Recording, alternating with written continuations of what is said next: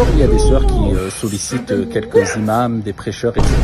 Et ils insistent pour que cela puisse intervenir concernant un problème qui se répand apparemment un, voire plusieurs prêcheurs ou imams ou je ne sais qui encore, eh bien, auraient exagéré dans les conversations, dans les échanges avec ces sœurs-là, et leur auraient promis mondes et merveilles, mariage, etc., en leur mentant et en exagérant et en ayant des conversations très très déplacées avec elles. En tout cas, Allahu A'lam, je n'ai pas les tenants, les aboutissants, mais si ces faits s'avèrent vrais et il y a des preuves factuelles, bien sûr qu'il faut le dénoncer, et ici il faut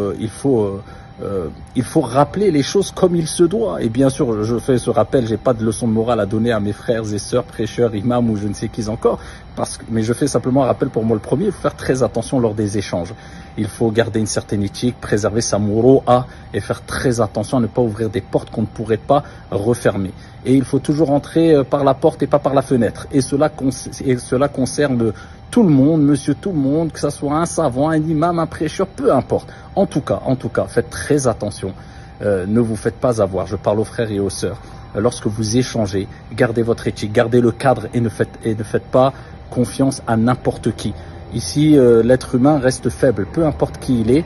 L'être humain à la base a été créé faible. En tout cas, si les faits qui sont reprochés à certains s'avèrent être vrais, avec des preuves irréfutables et des témoignages et des témoins, bien sûr que cela doit être condamné sans aucune hésitation.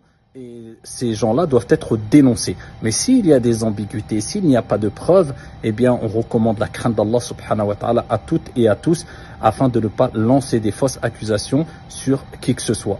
En tout cas, que les personnes concernées eh bien, essayent de régler les choses comme il se doit, conformément au Coran et à la Sunna. Et encore une fois, si les faits s'avèrent être vrais et si des sœurs ont été on a abusé de leur naïveté ou de la naïveté de certaines sœurs ou de la faiblesse de certaines sœurs, etc., eh bien cela doit être condamné et dénoncé sans aucune ambiguïté. Qu'Allah nous préserve tous.